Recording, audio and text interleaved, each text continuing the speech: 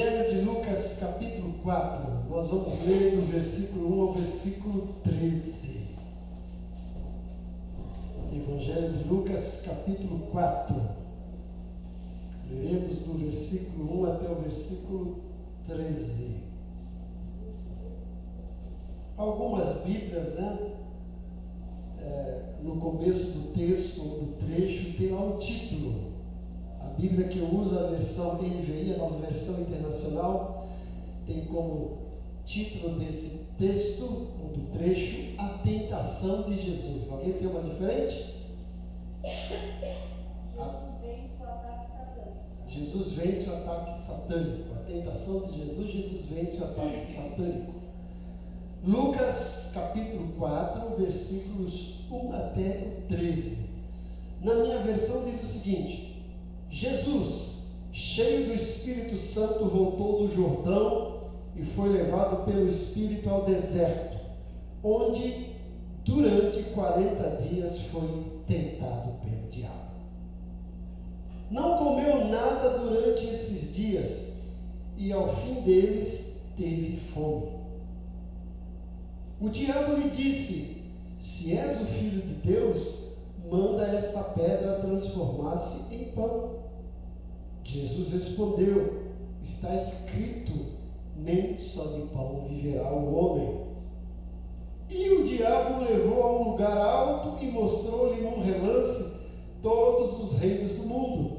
E lhe disse: eu te darei toda a autoridade sobre eles e todo o seu esplendor, porque me foram dados e posso dá-los a quem eu quiser.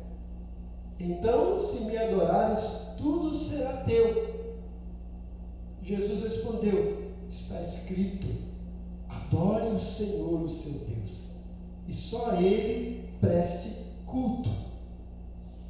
O diabo levou a Jerusalém, colocou-o na parte mais alta do templo e lhe disse: se és o Filho de Deus, joga-te daqui para baixo, pois está escrito, ele dará ordens aos seus anjos a seu respeito para o guardarem. Com as mãos eles o segurarão, para que você não tropece em alguma pedra. Jesus respondeu: dito está, não ponha o Senhor à prova, não prove o Senhor o seu Deus.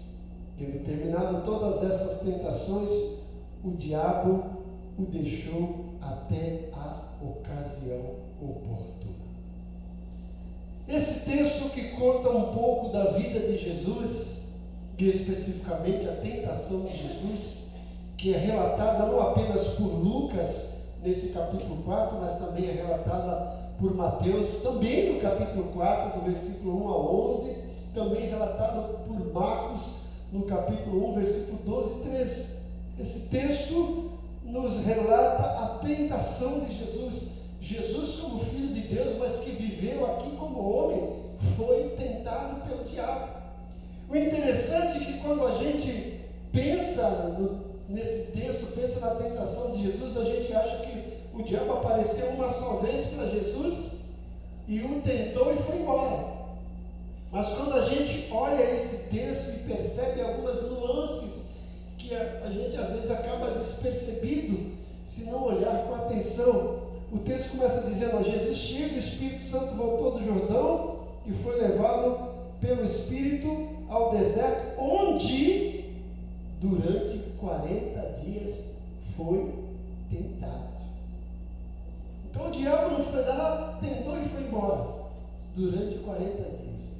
Aí fala: opa, legal, ele foi tentado durante 40 dias, acabou os 40 dias, o diabo foi embora e o deixou? Não, o texto termina dizendo o seguinte, versículo 13, não é isso? Tendo terminado todas essas tentações, o diabo deixou até a ocasião oportuna. Ou seja, o diabo não dá tréguas, não deu tréguas para Jesus e não dará tréguas para nós. E olhando esse texto sobre a tentação de Jesus, eu gostaria que nós pensássemos como nós, seres humanos, podemos vencer as tentações. Olha a minha pergunta e proposta: como nós, seres humanos, podemos vencer as tentações? Quando eu digo isso, Estou dizendo que todos nós vamos enfrentar tentações. Mas, mesmo que estamos sujeitos e vamos enfrentar tentações, temos como vencê-las. Porque Jesus, mesmo sendo Deus, e aqui na qualidade de homem, enfrentou essas tentações e as venceu. E quando a gente olha para essas tentações, nós lembramos do que João, o apóstolo João, escrevendo a sua primeira epístola, no capítulo 2, versículo 16, ele fala assim: olha, tudo que há no mundo, a concupiscência da carne, a concupiscência dos olhos e a soberba da vida, não pertence ao Pai, isso passa. Tudo isso há no mundo. E quando a gente olha para a tentação de Jesus, observamos exatamente que Jesus foi tentado, como diz Lucas, durante esses 40 dias, nessas três áreas. Na concupiscência da carne, concupiscência é um desejo desordenado, um desejo forte. Jesus foi tentado durante 40 dias, na concupiscência da carne, na concupiscência dos olhos e na soberba da vida. E você que está aí me ouvindo, eu que estou falando, todos nós também somos bombardeados pelo diabo, porque ele não dá tréguas nessas três áreas da nossa vida. Então vamos analisar cada uma dessas etapas, dessas fases da tentação de Jesus, que retrata a nossa vida diariamente como seres humanos, como servos de Deus, que somos constantemente, como eu disse, atacados, bombardeados pelo diabo nessas três áreas da nossa vida, para tentar nos derrubar, para tentar destruir a nossa fé. O próprio Jesus disse em João 10, falando do ladrão, mais especificamente do ladrão das nossas almas, ele fala que o ladrão vem somente para roubar, matar e destruir. E é isso que o diabo quer na vida do crente: roubar, matar e destruir a vida do crente. E ele faz isso nos tentando nessas três áreas. A primeira fase da tentação de Jesus diz respeito à concupiscência da carne. O diabo chega para ele e diz: olha assim, olha, você não comeu nada. Veja, Jesus tinha se consagrado. E o diabo aproveita a necessidade fisiológica de Jesus, a necessidade biológica de Jesus, a carência humana, fome. Porque o texto disse, olha, e olha que coisa interessante, gente. Se vocês prestarem atenção no texto, o texto diz: Jesus cheio do Espírito Santo.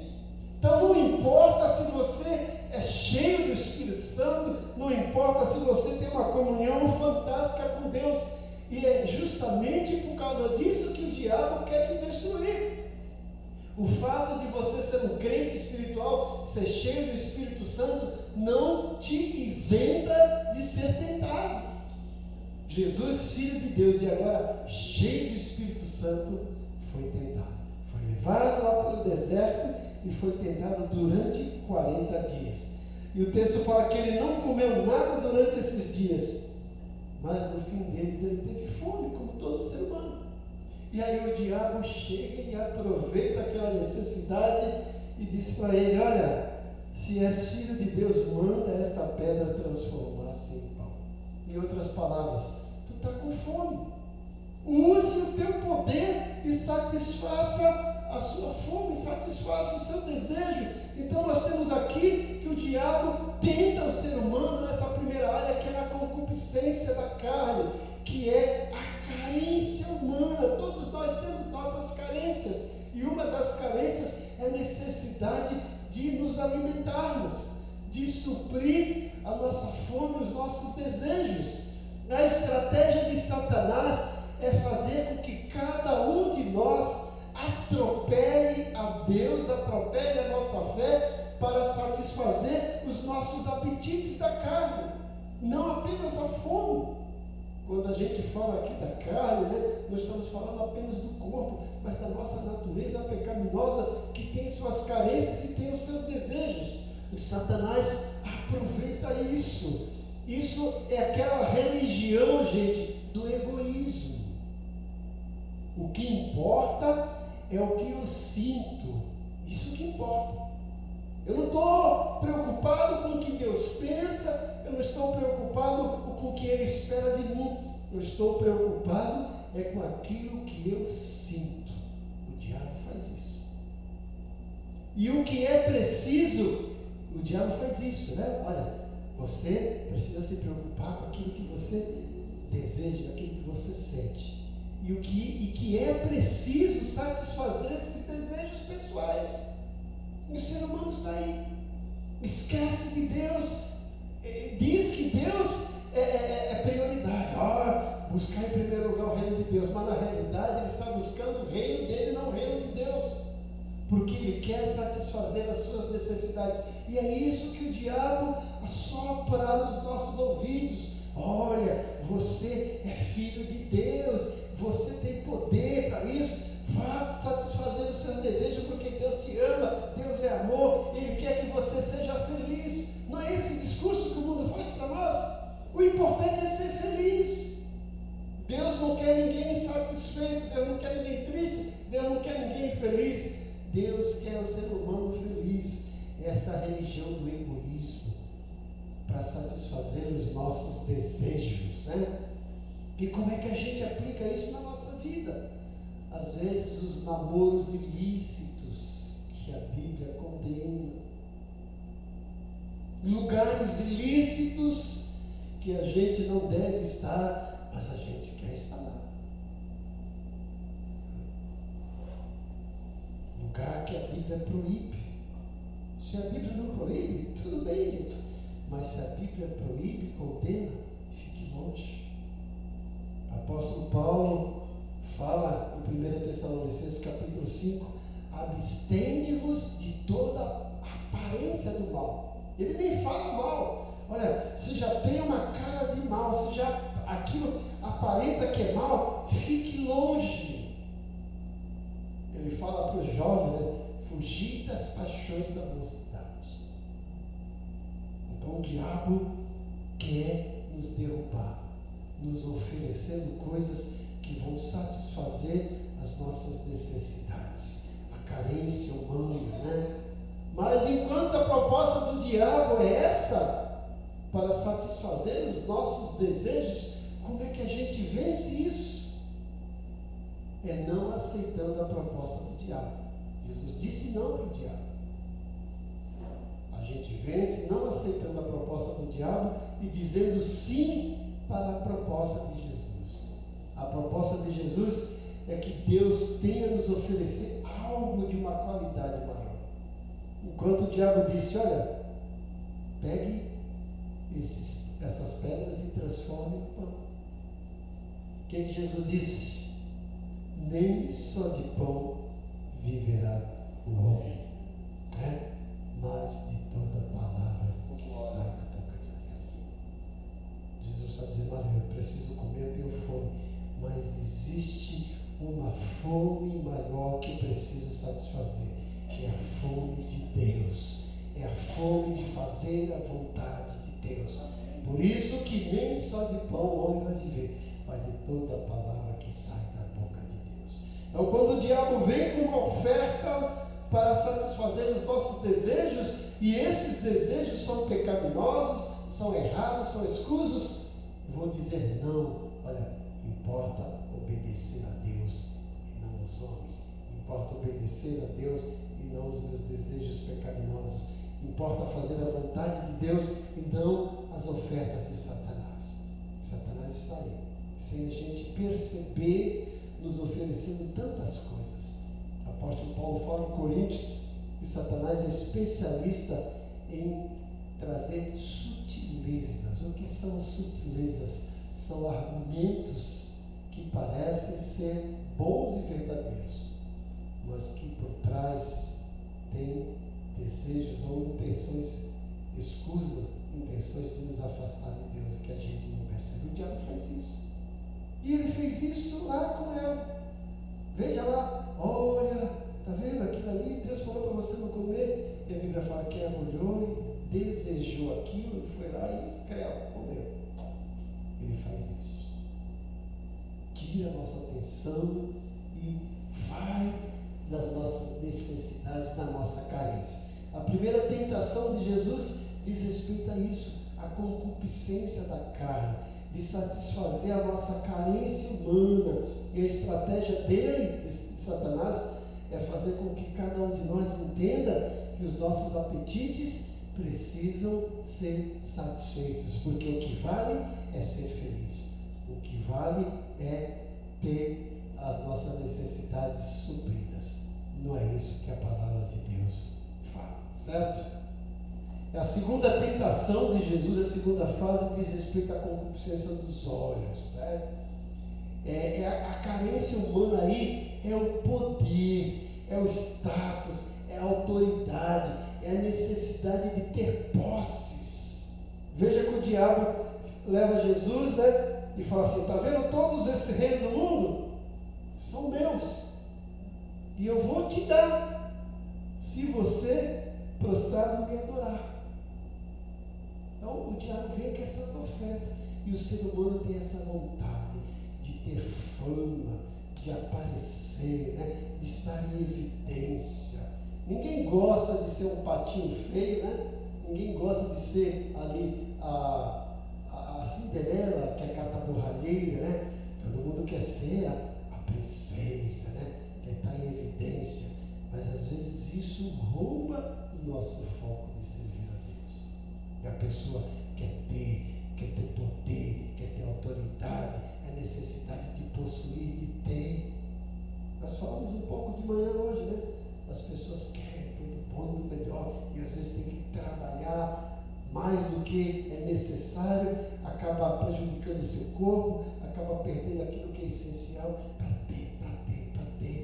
Já não estou satisfeito com isso, eu quero algo melhor. Esse celular já está ultrapassado, saiu um novo, eu quero, e entra em dívida.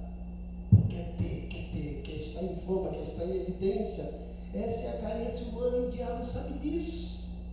E o diabo foi tentar Jesus: olha, você precisa de fama, né? Você precisa ir aparecer, você precisa bombar nas mídias sociais. Se você me adorar, eu vou te dar tudo isso.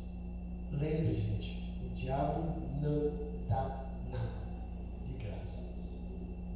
Ele sempre tem algo por trás.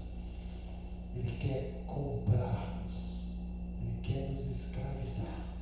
E ele vem com esse papinho, né, de oferecer, e as pessoas às vezes caem nisso. Quantas pessoas caem nisso? Quantas pessoas literalmente já venderam sua alma ao diabo por trás de fama, né? Tem um filme que passou uma vez, chama-se Encruzilhada.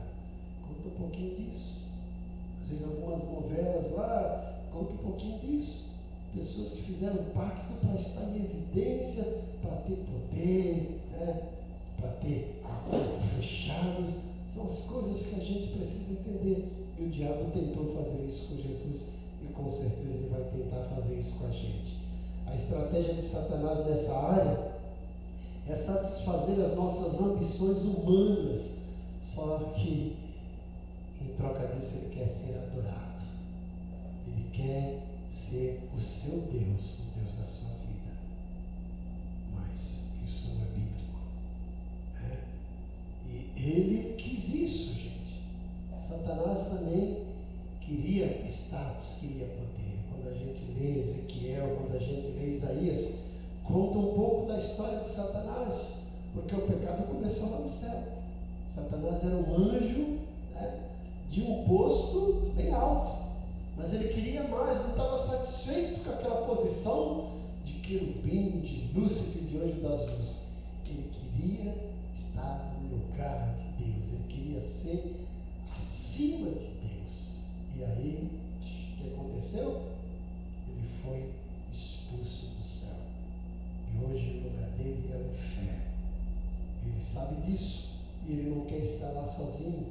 E ele quer levar o maior número de pessoas possíveis. Como ele sabe que não pode com Deus, ele quer ferir a Deus de que forma? Pegando o que Deus criou de melhor. E o que é a obra-prima da criação de Deus? O que Deus criou de melhor? Você, eu, nós somos filhos de Deus. Amém. Já que ele não pôde com Deus, ele quer destruir os filhos de Deus. E ele vem nos oferecer poder, status, autoridade, fama. Essa é a estratégia dele, para que as nossas necessidades, as nossas ambições sejam satisfeitas. Só que tem um preço: a troca de adoração a ele. Essa é a religião do ecumenismo, que vale tudo, que tudo é permitido, né? Todos os caminhos levam a Deus. Isso não é verdade. É a religião da troca. Olha, você oferece isso que eu te dou isso em troca. Infelizmente, algumas igrejas têm incutido isso na mente do cristão. Olha, dê seu apartamento porque você vai ter uma mansão no céu. Mansão no céu Jesus já deu, não precisa dar seu apartamento não. Amém. Faça isso que Deus vai te dar. Não, gente. Você não tem que dar o dízimo para fazer uma troca com Deus. Você tem que dar o dízimo por gratidão a Deus. Você não tem que dar uma oferta para ganhar um lugar no céu. Você tem que dar oferta porque você é um cidadão do céu. Amém. É gratidão, é adoração, é troca. É a religião da prosperidade, né? Olha, Deus quer que você seja vencedor, campeão. Aquelas músicas, né? Vencedor, campeão. As pessoas gostam de cantar. Mas Jesus foi vencedor, campeão, mas através do sofrimento. Vê se um crente gosta de cantar, né? Em vez de cantar vencedor, campeão, colocar lá perdedor, sofredor. Isso ninguém quer, né? Jesus sofreu. E o diabo sabe disso. Ele quer buzinar nos nossos ouvidos, né? O que ele quer é incutir nos nossos ouvidos que o que importa é o poder, as possessões. Quanto mais tem, aí coloca lá, foi Deus que me deu. Será que foi mesmo? Será que foi? Tem pessoas que estão lá e isso aqui é bênção de Deus e não percebem que foi uma armadilha de Satanás e acham que é bênção de Deus. Cuidado. O indivíduo se torna escravo do consumismo. Precisa cada vez mais obter mais e mais. Não se satisfaz, quer mais, quer mais, quer mais. E a aplicação para a nossa vida, gente. Isso às vezes traz em nós uma obsessão por estar no topo, a fama, né? Obsessão por liderança, sem ter chamado, sem ter aptidão. Quero, não preciso, não está satisfeito em servir, né? Quer ser servido.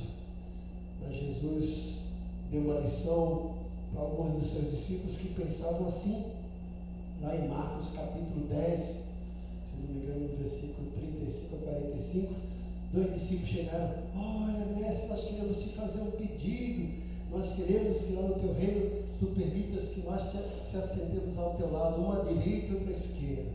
Jesus falou: vocês não sabem o que estão pedindo. Olha, o Filho do Homem não veio para ser servido, mas para servir e dar a sua vida. É isso. A melhor coisa é ser servo de Deus. Jesus veio para servir, ele deixou exemplo. Mas o diabo não quer servir, né? Ele quer que a gente caia nesse laço. Agora, qual é a proposta de Jesus para a gente vencer essa tentação de querer fama, de querer autoridade, de querer poder? A proposta de Jesus é um culto racional ao único verdadeiro Deus que é vivo. Ele fala para Satanás, né? Olha, está escrito: adore o Senhor, o seu Deus, e só a Ele preste culto. Só a Ele preste culto. Jesus nos mostra que para vencer essa tentação do poder, do status, a gente precisa entender que Deus quer um culto racional, um culto vivo, em que Ele seja o único e verdadeiro adorado e não ser humano. Às vezes no nosso culto a gente não percebe isso. A gente vem nos cânticos de adoração para nós e uma adoração para Deus, mas Ele que merece ser adorado. O Deus que pode transformar o homem de dentro para fora, lhe dando novos e superiores valores, ao ponto de contentar-se com o que recebeu de Deus e possibilitá-lo a esperar no Senhor para obter aquilo que precisa e deseja. Olha, se você realmente é servo de Deus, se você está comprometido com o reino de Deus, e se você realmente precisa de uma coisa, pode ficar tranquilo que no tempo certo Deus vai lhe dar. Não aceite proposta do diabo, não aceite proposta do mundo. Espere em Deus. Então esse é o tipo de religião em que o homem se envolve com Deus, não pelo amor a Deus, mas pelo interesse. Pelo amor em relação aos bens e possessões. É a religião em que o homem serve a Deus em troca de receber benefícios, de curas, de prosperidade, ficando o amor a Deus em segundo plano. São essas igrejas que oferecem essa troca. As pessoas vão lá em busca de cura, vão lá em busca de bênção, vão lá por conta disso. Mas deixam uma oferta, fazem um sacrifício, esperando receber. O verdadeiro cristianismo, a Bíblia diz que o mais importante é dar do que receber. Essa é a verdadeira adoração a Deus, quando a gente se doa, não vai lá para receber, para buscar, para ter. A gente dá a Deus. E com certeza Deus vai suprir as nossas necessidades. A terceira fase da tentação de Jesus diz respeito à soberba da vida. O diabo chega para ele, e diz: olha, levou a Jerusalém, colocou na parte mais alta do templo e lhe disse: se és filho de Deus, joga-te daqui para baixo, porque está escrito: aos seus anjos dará ordem a seu respeito para o guardarem. Com as mãos eles o segurarão, para que você não tropece em pedra alguma. E aí nós temos, qual é a carência humana? É a necessidade de ser aceito, de ser honrado, de ser adorado. É o desejo de ser estrela, de ser espetáculo, de ser ídolo. Parecido um pouco com a segunda, só que a segunda é o desejo de você obter, de ter. E aqui você quer ser, quer ser adorado, quer ser aceito. Todo ser humano gosta de ser aceito. E às vezes, por ser aceito, ele se submete a tantas coisas, Como a gente vê pessoas que atrás de fama, acabam aí perdendo seu pudor, perdendo seu compromisso com a verdade, com o caráter, abrindo mão da sua integridade, do seu caráter, atrás de fama, atrás de aparência, por querer ser aceito, por querer ser honrado, por querer ser adorado, querendo ser estrela, querendo ser ídolo, querendo ser espetáculo. Temos que entender que a vida cristã não é um BBB. A vida cristã é um DDD. É Deus, Deus e Deus. Ele. A estratégia de Satanás nessa área é fazer com que o ego do homem seja satisfeito. É fazer com que o homem busque ser uma celebridade. Ele quer ser alguém. Mas eu quero dizer para você já é alguém. Tão importante para Deus. Você é a obra-prima da criação de Deus. Nós cantamos essa música Gênesis, não sei se você percebeu. Você é fruto dos sonhos de Deus. Lembra? Você me pergunta quem sou? Para onde vou? Ele diz: eu sou nascido de Deus, estou no centro da sua vontade. Você é fruto dos sonhos de Deus. Você é obra-prima de Deus. Deus te projetou com amor, viu o cântico? Elo de vida com o Criador. É isso. Temos que lembrar isso. Que o mais importante é ser filho de Deus. Alguém chegou para um grande pastor nos Estados Unidos e fez um convite para ele. Falou, você tem, né, uma popularidade, um homem de Deus conhecido, e eu queria te fazer um convite para você se lançar presidente dos Estados Unidos. Ele falou, não quero me rebaixar. Como? Se rebaixar? Eu já sou pastor. Se eu deixar de ser pastor para ser presidente, eu estou sendo rebaixado. Eu sou embaixador do reino de Deus aqui. Eu não quero ser rebaixado. Eu tenho uma posição alta, eu sou filho de Deus, eu sou ministro dele. Eu não quero isso. A minha função é maior do que essa. Você é fruto do sonho de Deus, gente. Não queira ser esse ídolo do mundo. Seja importante para Deus. A estratégia de Satanás aqui é satisfazer o ego humano, como eu falei, atrás de sermos uma celebridade. É a religião do estrelismo. Gente, cuidado com isso. Muitos pastores caíram, tropeçaram, e a maioria deles não foi pelo adultério. O grau maior da queda de pastor e líder evangélico é o estrelismo. É o germe luciferiano, aquele vírus de Lúcifer que entra, porque o cara começa a pregar e começa a ter muitos seguidores e ele começa a se achar. E ele se acha, né? Daqui a pouco ele não quer mais ser pastor, ele já é bispo, ele já quer ser apóstolo, ele já quer ser a quarta pessoa da Trindade, porque ele se acha. É o estrelismo, cuidado com isso.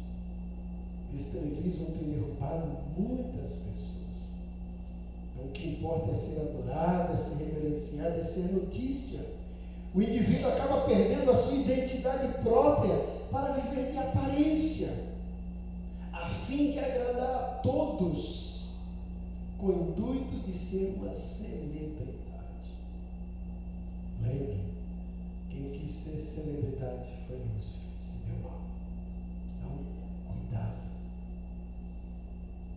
Contente-se em ser servo de Deus Altíssimo. Lembra que quando o rei Dario ficou preocupado que Daniel estava lá na cova dos leões, ele não consegue dormir à noite, quando ele acorda de manhã. Daniel, servo do Deus Altíssimo. Olha o que ele fala. Servo do Deus Altíssimo. Não existe nada melhor, gente, nada maior do que ser servo do Deus Altíssimo. Isso é melhor. Não precisamos ser estrela. E qual é a aplicação da nossa vida, gente, para isso? A aplicação de ser o melhor e ser celebrado como o melhor é um perigo, é um risco, é uma cilada de Satanás. A proposta de Jesus para nós vencermos essa tentação é que o fato de buscarmos para nós a glória que é devida a Deus constitui em tentarmos a Deus. É o pecado de Satanás. Jesus disse, não ponha Deus à prova. Quando a gente quer ser estrela, nós estamos querendo ocupar o lugar de Deus. Estamos colocando Deus à prova quando queremos buscar glória para nós. A glória é dele. Apóstolo Paulo diz em Romanos 11:32, porque dele, por ele, para ele e a ele são todas as coisas. A ele a glória, a ele a glória, a ele a glória. Não é a nossa, é a ele. Essa é a proposta de Jesus. Como é que a gente conclui isso? Quando a gente lê Mateus capítulo 4, versículo 12 até Lucas 4:13, fica bem claro que o diabo não desiste de nós. Ele só nos dá uma trégua. Então nós precisamos estar sempre em vigilância. Lembra que Jesus disse, orai e vigiai. Precisamos sempre orar e vigiar, porque o diabo está aí. Pedro fala, olha, sede sóbrios e vigilantes, Porque o diabo, vosso adversário, o diabo não é amigo de ninguém não, gente. Nem dos demônios. Os demônios acharam que o diabo era amigo deles, ó, se deram mal, né? Pedro fala, sede sóbrios e vigilantes, porque o diabo, vosso adversário, anda ao derredor, bramando como um leão, querendo tragar. Então precisamos ser sóbrios e vigilantes. Não podemos baixar a guarda. O diabo não dá trégua nenhuma. Não desiste de nós. Mas quando a gente lê Marcos capítulo 1, versículo 12, versículo 13, né?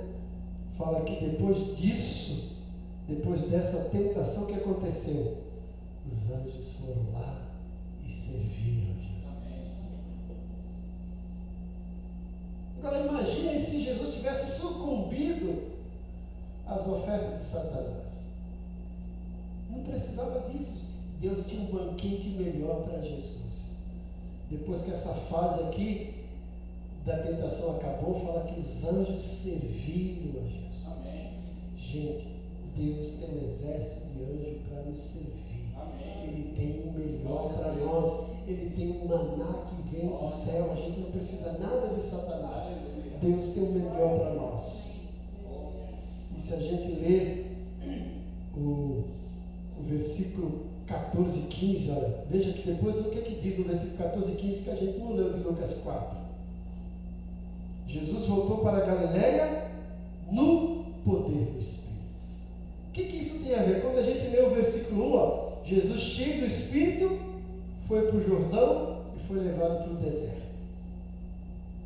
Foi lá ser tentado cheio do Espírito.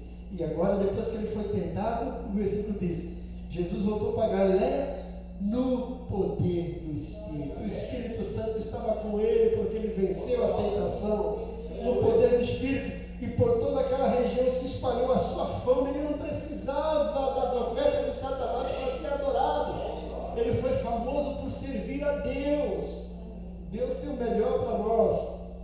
Se espalhou a sua fama, ensinava na sinagoga e todos o elogiavam. Ele não precisava de elogio de Satanás, não precisava de bajulação, ele precisava servir a Deus.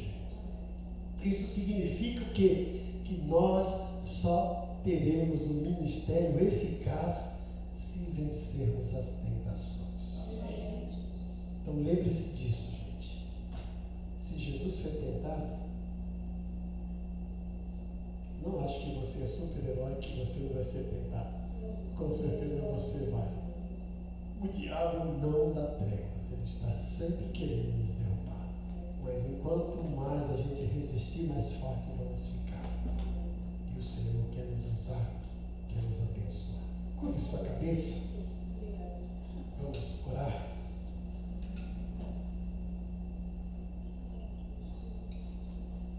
Pai, obrigado pela tua palavra que nos instrui, que nos direciona e que nos dá força para entender como funciona o reino, como funciona esse mundo.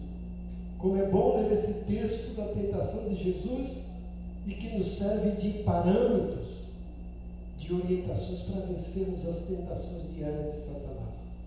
Nos dá força, Senhor, para não sucumbirmos diante de suas estratégias, mas cada vez mais mantemos nosso compromisso contigo, com a tua palavra, com a nossa integridade ministerial. Nos fortalece cada vez mais para continuarmos sendo os teus servos, não estarmos em busca de estrelismo, de possessão, de ter os nossos desejos aí satisfeitos, mas o importante é fazer a tua vontade. Nos ajuda, nós pedimos